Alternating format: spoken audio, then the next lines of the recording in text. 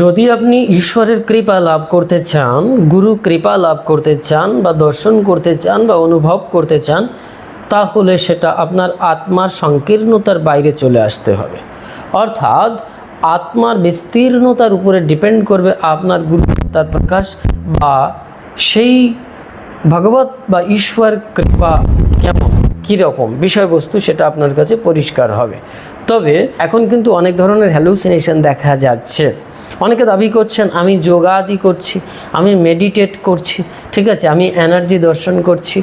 এর ভেতরেও কিন্তু 99% ভ্রমাত্মক জ্ঞান রয়েছে। উৎকৃষ্ট জ্ঞান, উৎকৃষ্ট যোগাদি প্রাণায়াম বা প্রাণের বিস্তার, সহজ কথায় এটাই হচ্ছে প্রাণায়াম।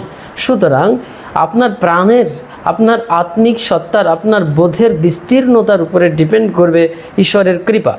কিন্তু সেটা হতে হবে চিৎভূমিতে বিশুদ্ধ চেতন সত্তার প্রকাশ, আর সেটাই হচ্ছে কমপ্লিট একটি সুপার ন্যাচারাল বিবেক। সেই বিবেক থেকে আপনি উপলব্ধি করবেন ঈশ্বরের কৃপা।